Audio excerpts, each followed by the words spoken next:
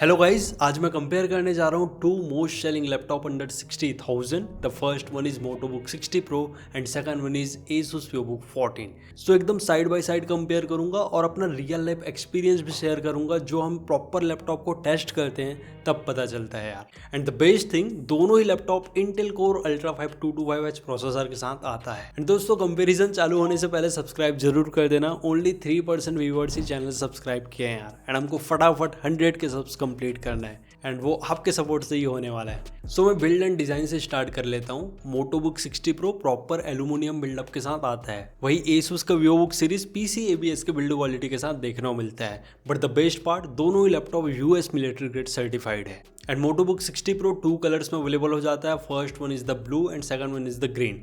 वही अगर आप Asus VivoBook 14 लेते हैं, उसके दो कलर ऑप्शंस अवेलेबल हैं। First one is the gold and second one is the black. अब देखो, मोटोबुक 60 प्रो में एल्यूमिनियम बिल्डअप है तो टॉपलेट फ्लेक्स हो गया, कीबोर्ड फ्लेक्स हो गया, ये कम ही रहेंगे comparing with the Asus VivoBook 14, क्योंकि PC ABS थोड़ा फ्लेक्सिबल रहता है। दैट्स वाई थोड़े आपको ज्यादा फ्लेक्स देखने को मिल सकता है। बाकी डिजाइन वाइज दोनों ही लैपटॉप प्रोफेशनल लगते हैं। स्पेशली जब आप मोटोबुक 60 प्रो देखोगे तो बैक पैनल में जो एयर इनटेक वेंट्स हैं वो बड़ा देखने को मिलता है।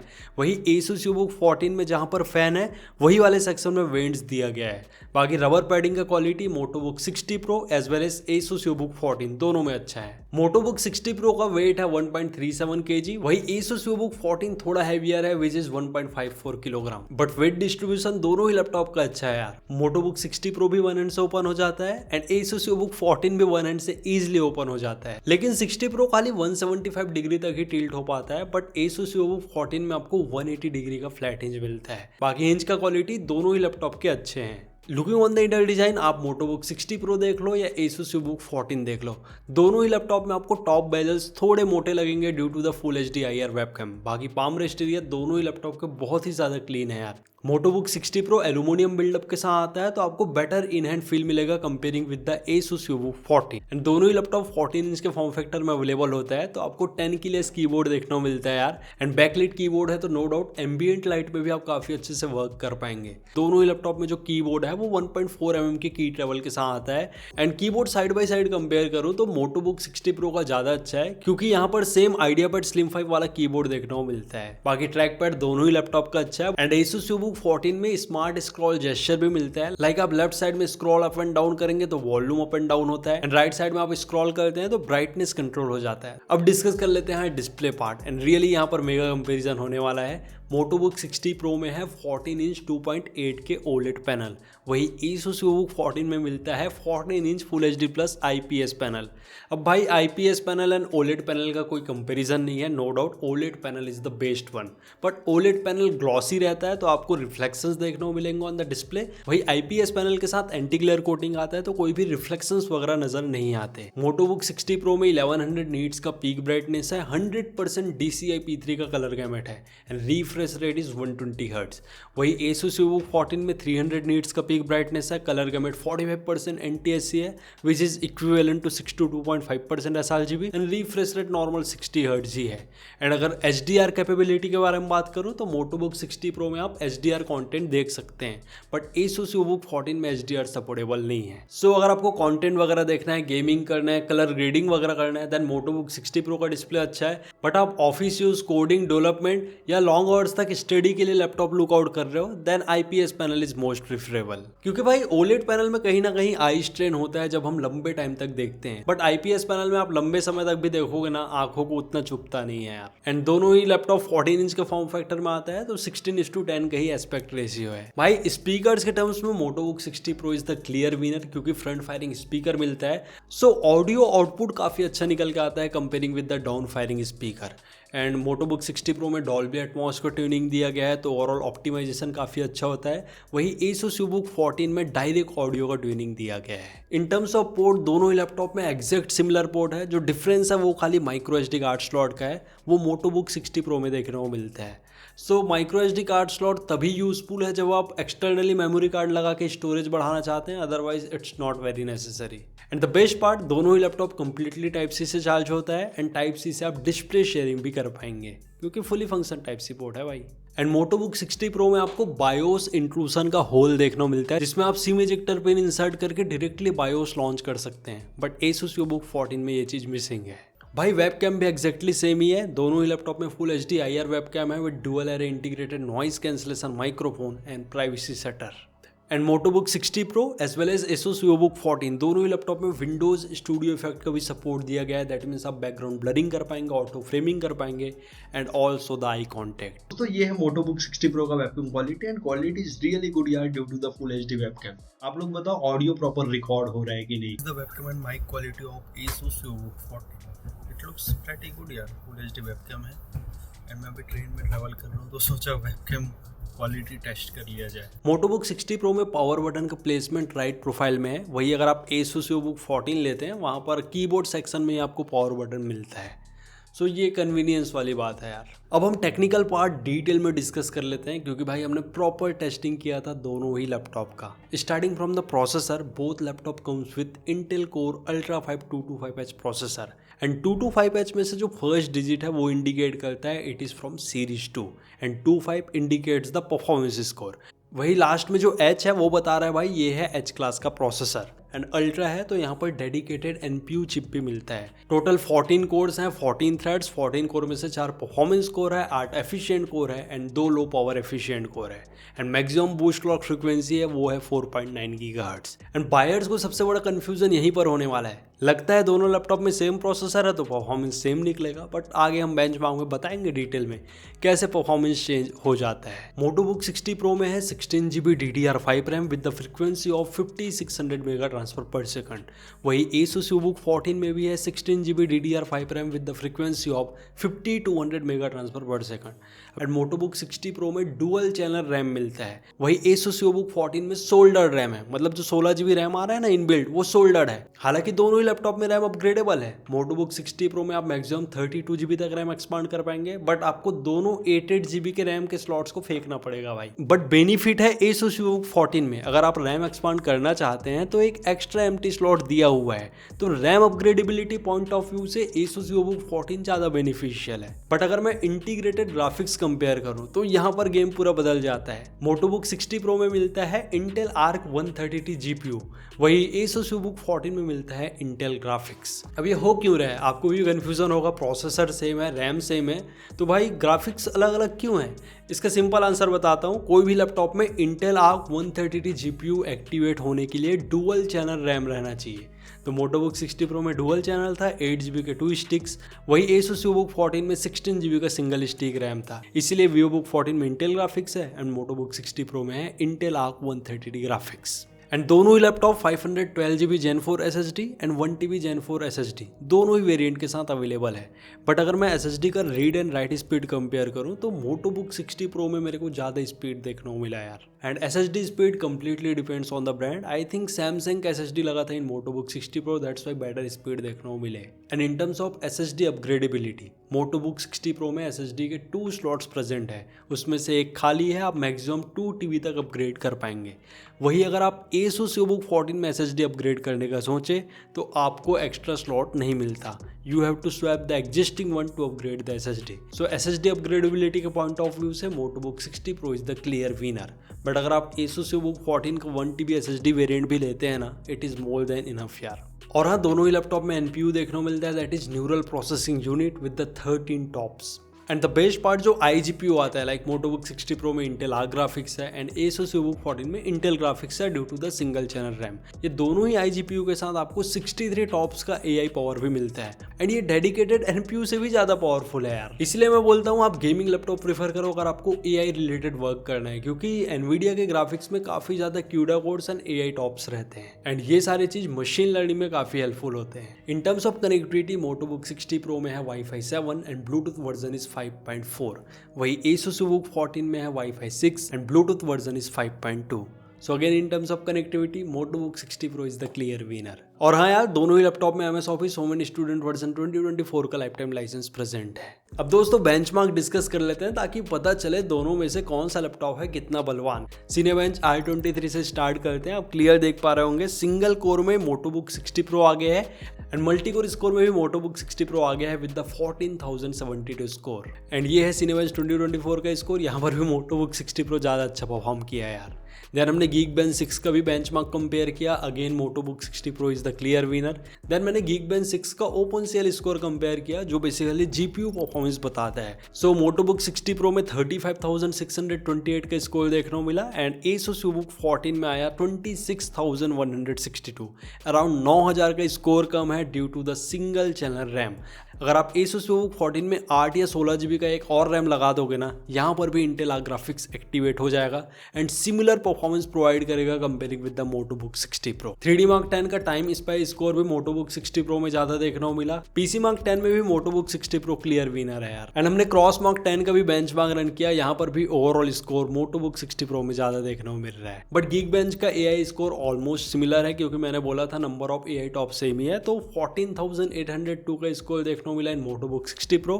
वही Asus VivoBook 14 में 12,926 का स्कोर देखने को मिला। अब देखो भाई ये सारे जो स्कोर्स आ रहे हैं इसके पीछे बहुत बड़ा लॉजिक है। इसके लिए मैंने Prime 95 का स्ट्रेस टेस्ट किया था to check the CPU capability, like brand particular processor को कितने वॉट में ट्वीक कर रहा है। Ultra 5 225H जो प्रोसेसर है इसका 28 वॉट का बेस TDP है एंड लैपटॉप ब्रांड्स अपने हिसाब से मैक्सिमम 115 वॉट तक कन्फिगर कर पाता है। अब उनके ऊपर है ये प्रोसेसर को कितने वॉट में कन्फिगर करते हैं। अब मैंने MotoBook 60 Pro का टेस्ट किया, वहां पर मेरे को 46 वॉट का मैक्स TDP देखने को मिला, that means the power wattage.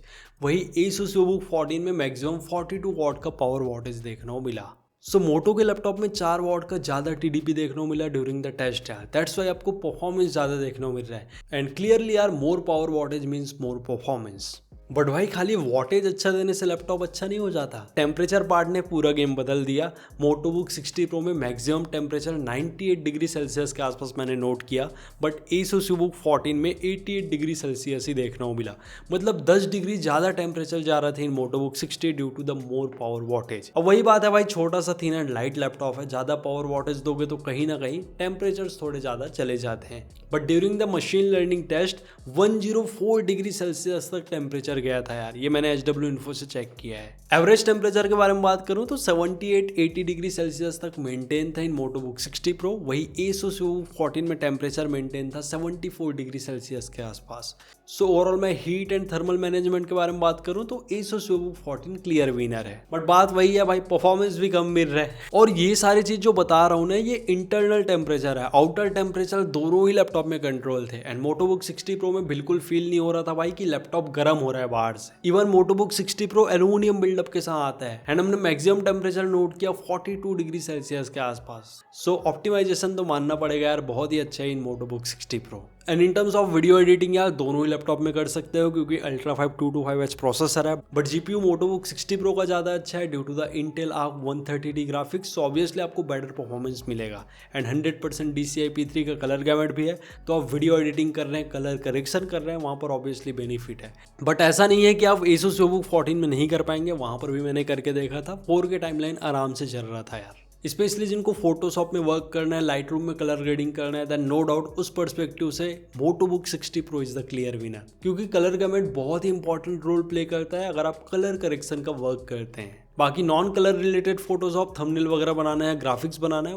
VivoBook 14 भी आराम से करा देता है यार। बाकी 3D मॉडलिंग दोनों ही लैपटॉप में पॉसिबल नहीं है क्योंकि उसके लिए आपको चाहिए एक dedicated GPU। So I will recommend to go with at least RTX 3050 graphics. And coding के पॉइंट ऑफ व्यू से दोनों ही लैपटॉप में काफ़ी अच्छे कोडिंग कर सकते हो यार, आइदर वो हाई लेवल का कोडिंग हो, एंड्रॉइड डेवलपमेंट वर्क हो। मैंने चला के देखा था क्योंकि हर चीज़ बेंचमार्क से एकदम नहीं होता, कभी कभी इंटरनल ऑप्टिमाइजेशन भी रहता है एंड VivoBook 14 का भी ऑप्टिमाइजेशन काफ़ी अच्छा है। एंड भाई आप हैवी कोडिंग, मशीन लर्निंग दोनों ही लैपटॉप में आसानी से कर पाएंगे, ऐसे कोई दिक्कत नहीं है। बट अगर आप LLM मॉडल रन करने का सोचें तो ऑब्वियसली दोनों ही लैपटॉप में आप 32 GB तक रैम एक्सपांड कर लेना, तब आपको मिनिमम 20 टोकन पर सेकंड के आसपास परफॉर्मेंस मिलेगा यार। एंड मैं MotoBook 60 Pro में लामा मॉडल रन करके देखा था, वही 5-6 टोकन पर सेकंड ही निकल के आया था विद द 16 GB रैम, तो उतना अच्छा परफॉर्मेंस नहीं था यार। अब भाई गेमिंग पार्ट डिस्कस कर लेते हैं। दोनों ही लैपटॉप में मैंने GTA 5 प्ले किया in full HD+ resolution and normal setting. MotoBook 60 Pro में 65 to 70 का एवरेज FPS देखने को मिला एंड यहाँ पर TDP 43 वॉट 45 वॉट तक ड्रॉ हो रहा था। वही Asus VivoBook 14 में भी full HD+ resolution and normal setting में प्ले किया, 50 से 60 का ही एवरेज FPS देखने को मिला यार। एंड यहाँ पर ओनली 25 वॉट के आसपास ही TDP ड्रॉ हो रहा था। एंड आप टेम्परेचर में भी डिफरेंस देखेंगे तो MotoBook 60 Pro में टेम्परेचर 88 डिग्री सेल्सियस तक चले जा रहा था। वही Asus VivoBook 14 में टेम्परेचर मेंटेन था under 70 degree Celsius. And no doubt यार गेम प्ले दोनों ही लैपटॉप में अच्छा था। एंड आपको बता ही रहा हूँ FPS क्यों ज़्यादा मिल रहे हैं GTA 5 due to the Intel Arc 130 GPU।